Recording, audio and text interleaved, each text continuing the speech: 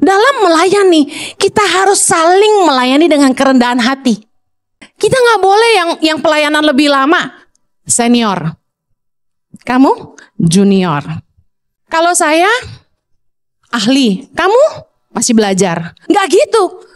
Di dalam pelayanan harus saling basuh kaki, kata Yesus. Artinya saling rendah hati. Nggak boleh tinggi hati, nggak boleh adu-aduan hebat sama orang.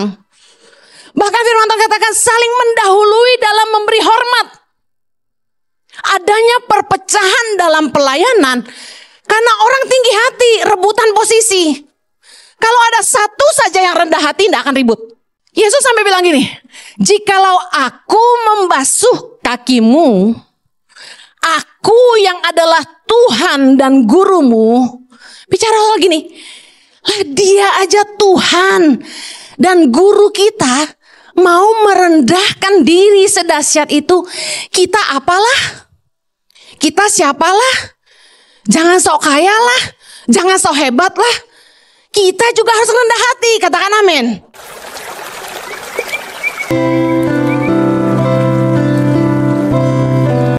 Hujani kami dengan hikmat dan wahyu. Biarlah kami boleh memahami hatimu. Tumpahkanlah Tuhan. Buat kami mengerti yang Kau mau. Menyerahkan setiap menit-menit ke depan dalam pimpinan Roh Kudus yang memampukan, mengajar, dan membuat kami berubah. Kami gak akan pernah sama lagi karena kasih karunia-Mu. Di dalam nama Yesus kami berdoa. Yang siap diberkati Tuhan sama-sama kita bilang, amen, haleluya, shalom. Salam damai sejahtera buat kita semua, luar biasa. Saya mau khotbah tentang servanthood attitude part 2. Sikap hati hamba. Balik lagi ke Matius 20 ayat 25 sampai 28. Kita baca sama-sama ayat 25 yuk. 3, 2, 1. Tetapi Yesus memanggil mereka lalu berkata, kamu tahu bahwa pemerintah-pemerintah bangsa-bangsa memerintah rakyatnya dengan tangan besi. Dan pembesar-pembesar menjalankan kuasanya dengan keras atas mereka. Ayat 26. Tidaklah demikian di antara kamu. Barang siapa ingin menjadi besar di antara kamu, hendaklah ia menjadi pelayanmu. Dan barang siapa ingin menjadi terkemuka di antara kamu, hendaklah ia menjadi hambamu. Ayat 28. Sama seperti anak manusia datang bukan untuk dilayani, melainkan untuk melayani dan untuk memberikan nyawanya menjadi tebusan bagi banyak orang. Anda tahu bahwa secara duniawi, ketika orang tuh jadi atasan, ketika orang punya power, ketika orang punya uang, biasanya mereka pakai tangan besi, kata firman Tuhan. Artinya apa? Memerintah dengan kekerasan, hukuman.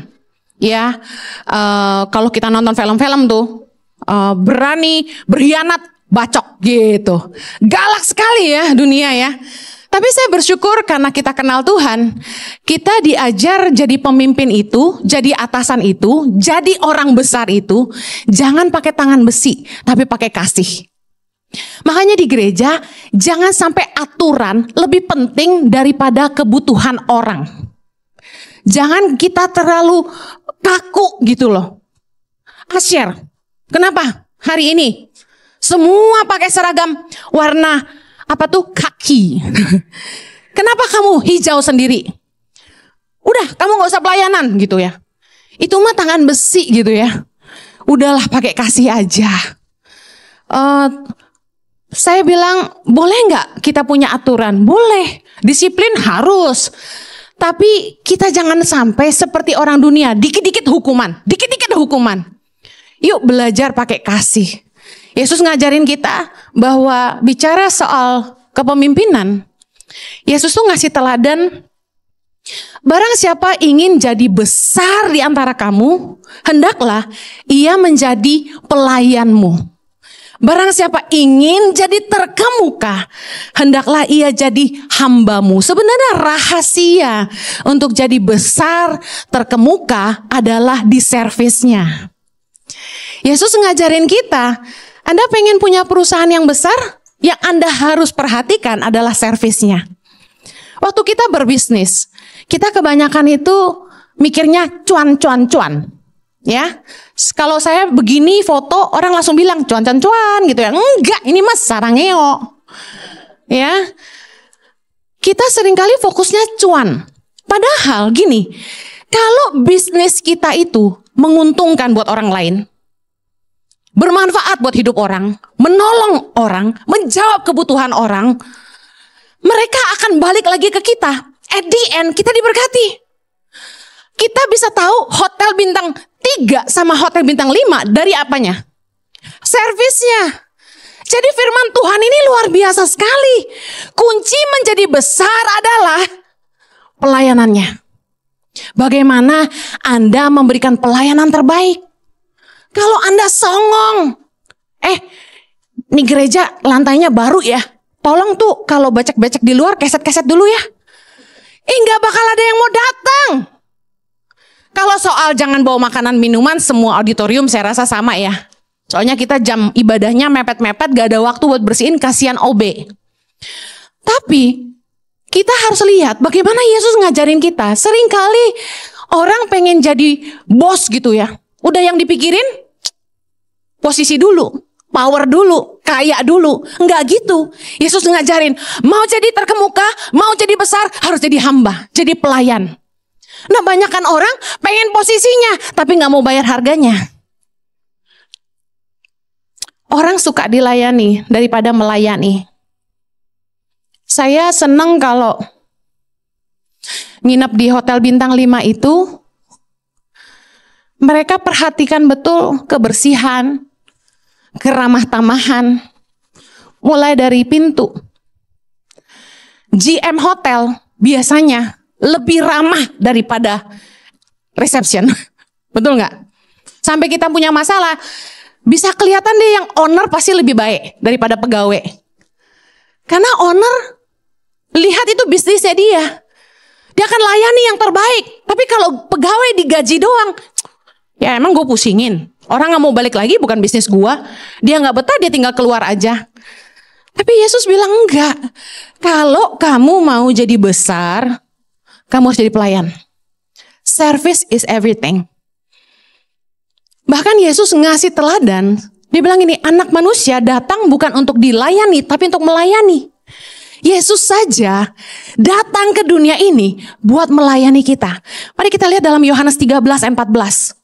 Yohanes 13:14 bilang gini.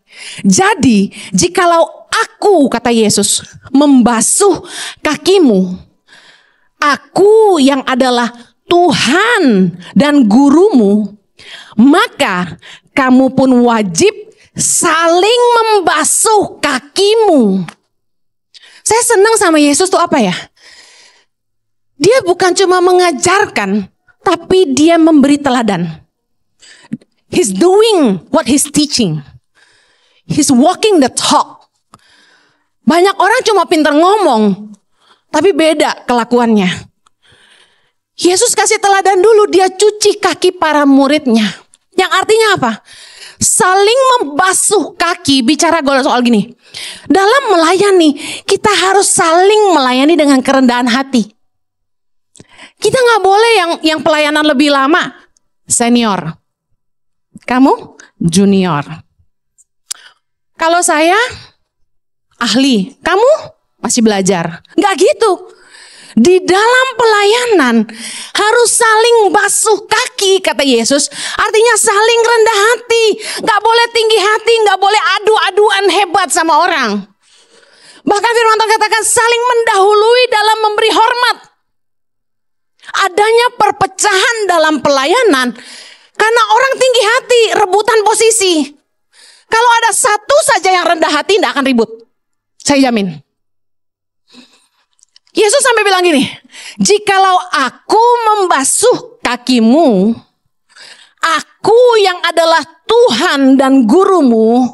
Bicara soal gini, lah dia aja Tuhan dan guru kita, mau merendahkan diri sedahsyat itu, kita apalah? Kita siapalah? Jangan sok kaya lah, jangan sok hebat lah.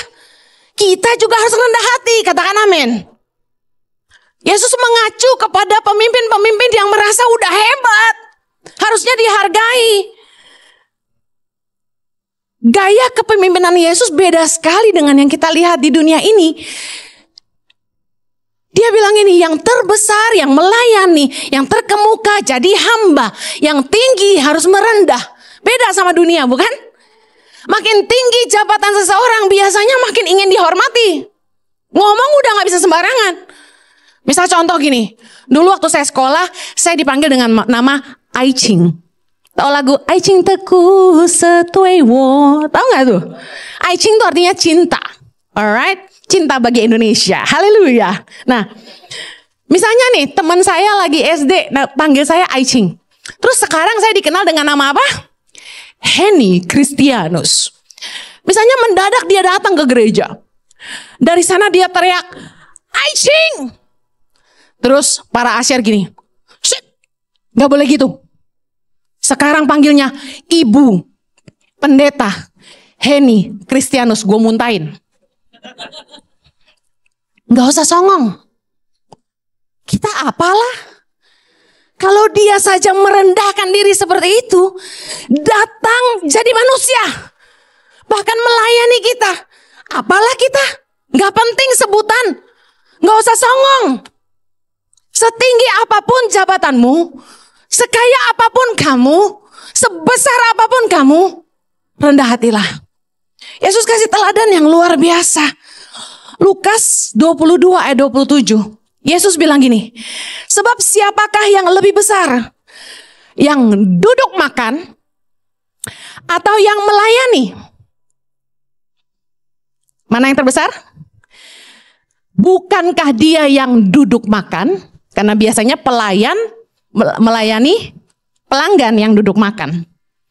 Tetapi aku ada di tengah-tengah kamu sebagai pelayan. Wow. Keren gak Yesus? Kalau Anda bisa milih, Anda milih yang duduk makan atau yang melayani? Yang benar loh. Gue sih milih yang makan bro. Karena setahu gue terus gajinya kecil ya gak sih? Kalau duduk makan berarti lu punya duit. Ini kiasan. Which is kalau kita mau real, lebih enak yang duduk makan dong. Dan kenyataannya, dari sekian banyak orang yang kita undang ke rumah kita, yang nawarin gini, gue bisa bawa apa? Ciheni, gue bantu siapin apa? Gue datang pagian ya. Saya kasih tahu, dari 30 cuma 2. Yang lainnya, duduk manis makan. Ya, sate 10. Habis satenya tolongin lagi. Ya, steak. Ini gak nyindir teman-teman saya loh ya. Emang kenyataan pernah kan ya. Ini cuma jadi kayak pewahyuan karena tiba-tiba Roh Kudus ingatkan. Jangan tersinggung. Ya, saya bersyukur Anda yang di depan adalah yang menawarkan bantuan ya. Jadi, satu kali kami bikin acara makan-makan di rumah, Natalan. Teman-teman deket aja yang datang. Yang bener-bener nawarin, Ci, gua datang pagian ya, buat bantuin. Cuma 3 orang. Selebihnya, enggak mau lah. Kemudian, bukan cuma datang bantuin, mereka nawarin gini, Ci, gua bawain ini ya, gue bikinin salad ya, gue bikinin kue ya, gue bawain sate ya, gue bawain sop ya, kambing ya. Dia tahu aja gue suka. Udah gitu, udah dong, pesta dong. Wah, saya keringetan. Saya ini orang yang cepat keringatan, tapi heran gak kurus-kurus. Nah, saya dari pagi tuh udah dandanin rumah, namanya Natalan ya gak sih? Wah, saya udah excited nih. Tapi gak bisa cakep tau gak kalau bikin acara di rumah. Kenapa? Keringetan. Wah, saya dandan percuma, basah kuyup. Begitu semua pada datang, semua duduk manis pakai candlelight dinner lagi. Ya, bakar-bakar sate, bakar jagung di depan. Udah gitu, saya nggak duduk sama sekali. Saya berdiri dekat panggangan sate. Ya, sate 10, ya, sate 20, ya oke. Di sini habis. Tadi satenya mana itu punya gue tuh. Berantem lagi. Udah makan gak bayar lu marah-marah lagi. Gue suka sum-sum kambingnya. Coba tolong dikerok. Duduk makan. Balik lagi. ambil lagi. Nggak nyisain orang. Saya lihat betapa orang tuh egoisnya luar biasa. Itu real di depan mata. Yang melayani itu sedikit. Yang mau dilayani lebih banyak. Siapa suruh jadi teman saya di khotbahin juga kan? Nggak ada yang lewat pokoknya. Tapi ini contoh yang baik. Kebanyakan orang maunya duduk makan, pinjam selampe dong sayang. Pinjam itu dong. Gue ikutan laki gue lah. Dia paling jago. Thank you Felix.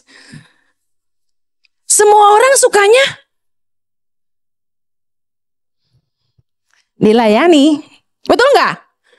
Steaknya kurang mateng, medium well dong. Emang lu bayar? Nggak banyak yang. Oh kalau Jojo gini, kalau gue gantilah. Nggak banyak yang mau jadi inem tante. Gue tadi udah mau radikal pengen pakai daster tau nggak? Cuma kepikir nanti orang pada nggak mau datang lagi pada jam 3, janganlah. Nggak banyak yang mau jadi pelayan. Yesus ngasih teladan sama kita. Mana yang lebih besar? Yang duduk makan atau yang melayani? Bukankah dia yang duduk makan? Tetapi aku ada di tengah-tengah kamu sebagai pelayan. Yesus ngasih teladan sama kita. Kalau kamu jadi pemimpin, kamu harus mau melayani ke bawah. Jabatan gak membuat kamu lebih tinggi dari orang lain. Justru semakin tinggi pangkat seseorang, semakin hebat seseorang, dia harus jadi teladan buat semua. Yesus ngajarin kita, kalau kita mau ditinggikan, kita harus merendahkan diri kita. Orang yang rendah hati, pasti mau melayani. Saya kagum sama volunteer-volunteer di gereja ini. Mereka bukan orang susah. Mereka pengusaha. Mereka kaya. Ada yang biasa aja. Kita nggak pilih-pilih di sini. Mau dari bokeh sampai minus sampai surplus semua ada. Lengkap kita. Ya. Tapi saya lihat orang yang rendah hati pasti mau melayani. Apapun posisinya. Saya ingat Stephen. Pertama kali mau pelayanan. Ditanya mau jadi asyir atau jadi apa umum ya. Stephen milih. Saya traffic aja. Di luar, di depan pintu. Jadi bedanya traffic control sama asyir itu cuma di luar pintu dan di dalam pintu. Dia datang pelayanan dengan hati tulus tanpa niat bulus ya. Kemeja rapi ya waktu itu ya. Terus yakin bro, yakin kata dia gitu. Siap. Dia pergilah ke depan pintu jadi traffic control. Gak lama masuk. Beda derajatnya. Beda ya, panas banget ya bro. Saya sampai bilang gini sama Ibu Iren. Saya bilang, Ci, gak salah itu di luar gak dikasih kipas angin yang kayak kafe-kafe outdoor gitu. Yang ada air-airnya. Kasian loh anak-anak asrama kita. Mentang-mentang anak gue disuruh jaga pintu depan gitu kan. Biarpun anak-anak gue tuh ganteng-ganteng karena coklat kulitnya. Jangan gitu-gitu amat kali gitu kan. Terus yang dikorbanin yang ganteng-ganteng lagi ya. Kemudian gak lama Stephen kalah sama udara. Tapi saya salut gitu loh. Nih orang kok mau di luar pintu. Semua padanya mau di dalam pintu karena ber-AC ya saudara. Nah tapi orang kalau rendah hati pasti mau melayani apapun posisinya. Amin.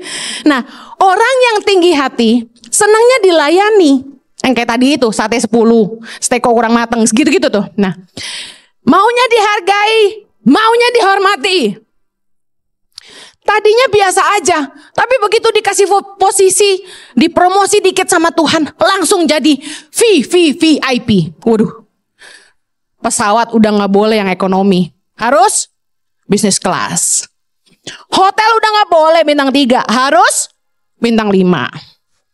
Makan udah gak boleh di kaki 5, harus di restoran, berkelas, gak main ruko, no. Apalagi? Mobil harus mewah. Apa itu? Avanza. Gitu. Udah gak main katanya. Sopir harus siap antar kemana-mana. Harus punya ajudan pribadi. Kemudian apa lagi? Kan udah mulai tenar tuh katanya, udah mulai viral. Ajudan dong ya katanya. Sepatu, tas, udah gak boleh yang biasa. Nggak boleh. Nggak boleh ke Dep Store biasa. Udah harus beda. Harus yang branded ya. Nggak boleh dideketin jemaah biasa. Khusus yang VIP aja. Ya, udah mulai beda. Kalau pergi ke suatu tempat, nggak boleh yang ramai pengunjung. Harus disteril, Bo. Nggak boleh. Nanti diserang paparazzi katanya. Saya ngomong ini, saya kasih tahu. Semua yang saya sebut ini, saya tidak ambil satupun daripadanya. Hari ini, saya jalan kemanapun, Ibu Heni ya, yang di YouTube itu kan, di TikTok itu kan. Saya bilang iya, lagi ngambil sambal, seneng deh bisa ketemu Bu Heni di sini. Iya, saya mau makan, gitu, nyengir-nyengir. Saya nggak pernah takut tuh ketemu orang, nggak pernah minta ajudan pribadi tuh sama suami saya. Sampai hari ini saya masih nyetir mobil sendiri. Ya nggak mahal-mahal banget kok mobil kita ya. Kemudian makan, name it, gerobak, gue paling suka. Yang di Jalan Sabang itu loh. Sama yang kalau malam-malam itu loh, tahu kan? Ropita, itu langganan kita. Kemudian, apa lagi ya? Branded, apa tuh branded? Terlalu mahal. Tidak boleh didekati jemaah. Oh, siapa aja boleh datang, asal jangan genit aja. Tadi pagi saya khotbah. Saking banyaknya jemaat yang pengen terharu dengar khotbah saya, terus pengen peluk saya tuh seneng dipeluk kalian. Saya tahu kalian suka peluk saya karena saya fluffy kan? Iya kan? Saya empuk ya kan? Saya kayak teddy bear, bener gak? Peluk Bu Heni enak. Anak asrama aja demen banget pelukin gue. Mama. Iya, gue merelakan diri dipeluk, silakan. Kalau hanya sekedar memeluk saja kalian diberkati, saya bahagia. Tapi yang cowok jangan dong. Masa keluar gereja boleh peluk? Enggak, saya bilang. Emang gue perempuan apaan? Kecuali yang udah deket banget lah ya. Yang deket banget boleh cipika-cipiki. Tapi jangan terlalu rapet ya. Ntar suamiku marah. Pemimpin berhati hamba. Itu melayani dengan tulus. Gak punya motivasi. Gak cari kepentingan diri sendiri. Filipi 2 ayat 1. Jadi karena dalam Kristus ada nasihat, ada penghiburan kasih, ada persekutuan roh, ada kasih mesra belas kasihan. Karena itu sempurnakan sukacitaku dengan ini. Hendaklah kamu sehati sepikir dalam satu kasih, satu jiwa, satu tujuan. Dengan, baca ayat 3 sama-sama. Tidak mencari kepentingan sendiri atau puji-pujian yang sia-sia. Sebaliknya, hendaklah dengan rendah hati yang seorang menganggap yang lain lebih utama daripada dirinya sendiri. Dan janganlah tiap-tiap orang hanya memperhatikan kepentingannya sendiri, tapi kepentingan orang lain juga. Pemimpin berhati hamba itu gak cuma mikirin diri sendiri, tapi mikirin kepentingan orang lain. Yesus ngajarin kita harus mikirin kepentingan orang banyak. Seorang pemimpin itu harus punya orang lain di pikirannya, lebih daripada dirinya sendiri.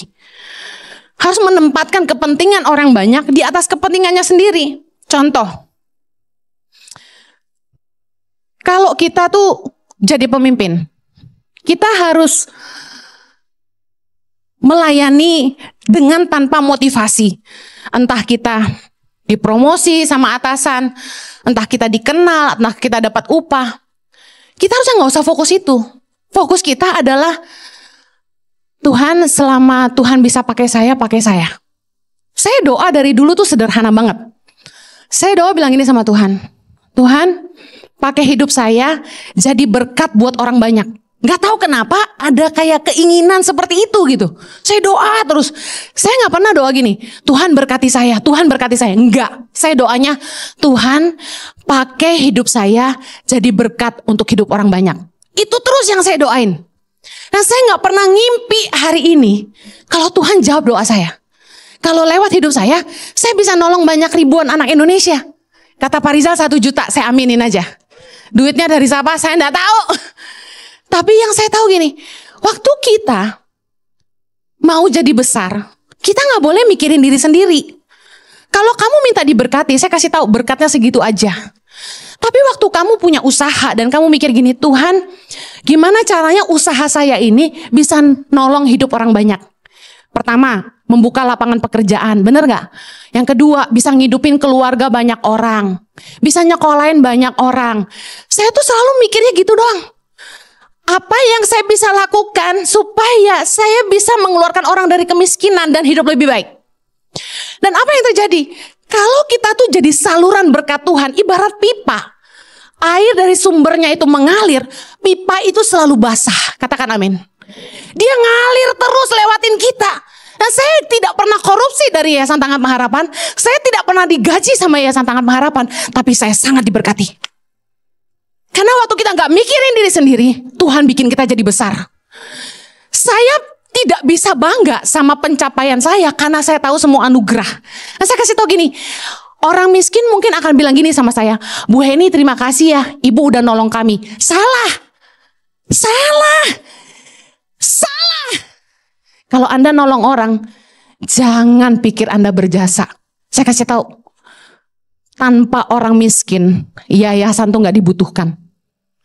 Tanpa kemiskinan di Indonesia, orang seperti saya, sosiopreneur seperti saya, gak ada artinya. Justru karena mereka lah, hari ini orang mengenal saya dan memberi saya predikat baik. Berkat mereka. Coba udah gak ada orang miskin di Indonesia. Harapan saya ya, one day gak ada orang miskin lagi di Indonesia. Kira-kira masih berguna gak Yayasan Tangan Pengharapan? Gak ada gunanya. Waktu kita bisa nolong hidup orang, kita mikirin orang lain, hidup kita jadi lebih baik. Kita jadi berguna. Ini sepatu gak akan ada gunanya kalau gak dipakai sama saya. Tapi karena dipakai sama saya, sepatu ini jadi punya nilainya. Anda gak usah nanya mereknya apa, gak penting. Kita tuh hanya jadi berguna karena orang lain. Coba hidup untuk diri sendiri. Apalah kita? Mic ini gak ada gunanya kalau gak dipakai. Taruh aja. Gak ada gunanya. Tapi karena menolong saya bicara dan Anda bisa mendengar dengan baik, mic ini jadi berguna. Bisa paham maksud saya? Seorang pemimpin berhati hamba yang Tuhan mau ajarkan sama kita adalah gini. Pakai hidupmu buat nolong hidup orang lain. Jangan cuma mikirin diri sendiri. Bikin bisnis buat memperkaya diri sendiri. Bikin gereja biar buat kebanggaan gitu. Enggak, buat apa? Amen. Seringkali orang salah. Dia pengen punya follower banyak di Instagram. Dia pengen punya subscriber banyak di YouTube. Lalu dia mulai beli follower. Dia mulai promosi diri sendiri. Anda pikir saya yang promosi diri saya? Yang upload khotbah saya di TikTok bukan saya. Orang gak tahu dari mana-mana. Segala kulit, segala bentuk rambut yang upload. Mereka niru omongan saya. Yang promosi kita tuh Tuhan. Kita gak boleh meninggikan diri sendiri. Amen. Gak usah sok-sok mengartiskan diri sendiri. We are nobody. Tanpa Tuhan, we are nobody. Tuhan mau ajarin kita. Kalau kita udah melayani Tuhan, kita jangan merasa berjasa. Saya ingin tutup dengan Lukas 17 ayat 7. Lukas 17 ayat 7. Tuan dan hamba. Baca sama-sama yuk. Siapa di antara kamu yang mempunyai seorang hamba yang membajak atau menggembalakan ternak baginya akan berkata kepada hamba itu setelah ia pulang dari ladang, mari segera makan. Bukankah sebaliknya ia akan berkata kepada hamba itu, sediakanlah makananku, ikatlah pinggangmu dan layanilah aku sampai selesai. Aku makan dan minum. Dan sesudah itu engkau boleh makan dan minum. Adakah ia berterima kasih kepada hamba itu? Karena hamba itu telah melakukan apa yang ditugaskan kepadanya. Ayat 10. Demikian jugalah kamu, apabila kamu telah melakukan segala sesuatu yang ditugaskan kepadamu, hendaklah kamu berkata, kami adalah hamba-hamba yang tidak berguna. Kami hanya melakukan apa yang harus kami lakukan. Dalam pelayanan berhati hamba. Jangan pernah merasa berjasa. Amen. Kita tuh kalau bisa melayani itu kasih karunia. Tuhan bayar kita apa? Tuhan udah kasih segalanya. Kita gak sanggup bayar Tuhan. Nothing that we can do to make Him love us more. Dengar baik. Mari belajar dalam melayani itu tulus. Jangan cari pujian. Jangan cari hormat dari manusia. Karena pelayanan itu bukan tentang kita. Pelayanan itu tentang meninggikan Tuhan. anugerah banget bagi kita kalau kita tuh bisa dipakai Tuhan. Jadi mitranya Tuhan. Tuhan tuh bisa pakai hidup kita jadi kepanjangan tangannya buat nolong hidup orang banyak. Dan Tuhan bisa pakai hidup kita untuk memindahkan antrian neraka ke antrian sorga. Katakan amin. Semua kasih karunia. Jangan pernah bilang gini, saya loh udah nyumbang banyak. Saya loh udah bikin ini itu. Saya loh yang bikin ini. Jangan. Firman Tuhan bilang, Yesus ngajarin kita. Bilang gini, kami adalah hamba-hamba yang tidak berguna. Kami hanya melakukan apa yang harus kami lakukan. Kita ini hutang nyawa sama Yesus. Apa yang kita bisa buat untuk Dia?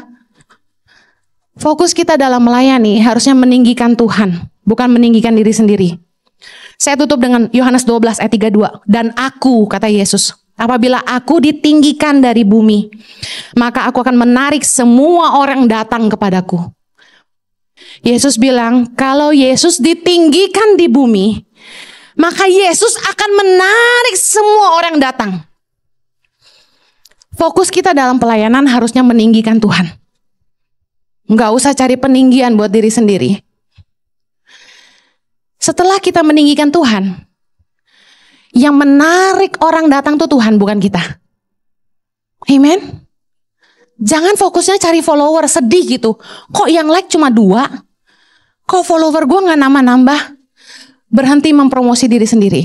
Saya tidak pernah mengartiskan diri sendiri, tidak pernah promosi diri sendiri, tapi Tuhan yang promosi saya. Ada orang-orang yang coba mempromosikan diri sendiri, gak naik-naik tuh. Kalau bukan Tuhan, gak akan bisa. Amen. Sementara yang gak pernah berusaha dipromosi sama Tuhan. Saya satu hari Tuhan kasih pewahyuan ini. Kenapa orang tuh waktu dipakai Tuhan jadi tinggi hati, jadi berubah, jadi motivasinya beda, cari kekayaan buat diri sendiri, cari kemuliaan buat diri sendiri, self glory. Why? Karena mereka lupa bahwa hati hamba itu kunci semuanya. Kita ini hamba Tuhan. Kita ini bukan siapa-siapa. Makanya saya gak pernah tersinggung. Saya bawa tur ke Holy Land, gak pernah dikasih business class. I don't care. Saya suka cita saya bisa melayani jemaat di pesawat. Kalau ada yang sakit, saya bisa urus. Kalau saya di business class, gimana mereka mau cari saya? Saya gak masalah. Kemana-mana sendirian, nyetir sendirian. I don't feel I need special treatment. Karena saya cuma hamba. Saya selalu bilang sama diri saya sendiri, Henny, kamu tuh cuma keledai Tuhan Yesus. Sometimes kita perlu remind ourselves, you know, we are nobody without Him. Kita bukan siapa-siapa tanpa Tuhan. Amen. Saya ingat suami saya yang terganteng sedunia ini. Waktu dia masih sangat muda, umur 18. Kami merintis gereja di Australia. Kami sekolah Alkitab. Dari mulai sekolah Alkitab sampai pelayanan, suami saya ini dipercaya gembala atau enggak apa? Jadi supir mobil gereja bersama temen satu lagi, plus tukang cuci mobil gembala. PK-nya kecil banget. Kami setia melakukan apa saja. Dia cuci mobil, gembala suruh antar jemput anaknya sekolah. Nih suamiku ini. Terus perlengkapan, angkat-angkat speaker. Suamiku jago.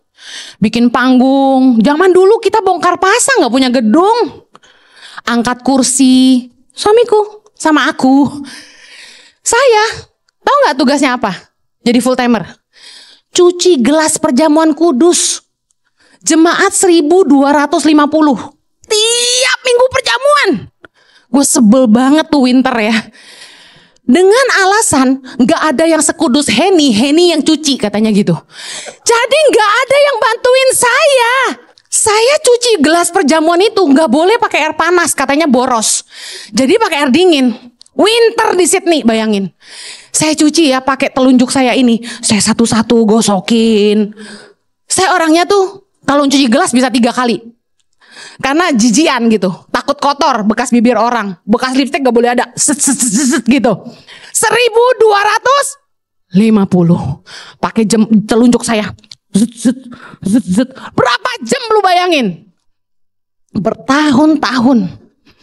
Gembala bilang, itu kamar mandi kotor tuh. Saya sikat klosetnya.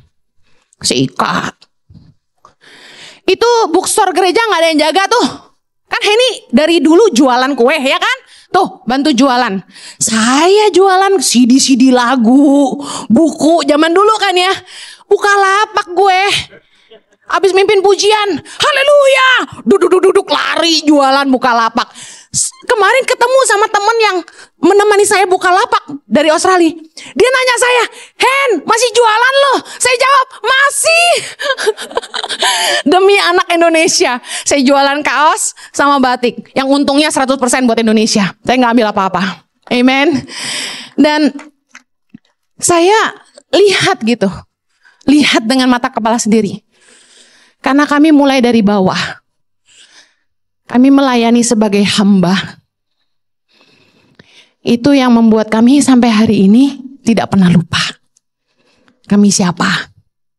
Makanya kalau pelayanan jangan maunya langsung set. Mulai dari bawah. Supaya kamu tidak lupa kamu siapa. Mari kita berdoa. Haleluya. Bapa di sorga, kami bersyukur buat anugerah-Mu dalam hidup kami. Seberapa jauh Tuhan sudah bawa kami. Seberapa setia Tuhan menyertai kami. Kami bersyukur. Kami mau belajar dari Yesus. Berikan kami hati hamba. Yang mau melayani jiwa-jiwa. Melayani Tuhan dengan ketulusan. Melayani sesama dengan kasih. Tidak mementingkan kepentingan kami sendiri. Tidak cari peninggian diri sendiri. Tidak punya kepentingan apapun. Tapi kami rindu meninggikan Tuhan dalam hidup kami. Thank you Lord. Amen.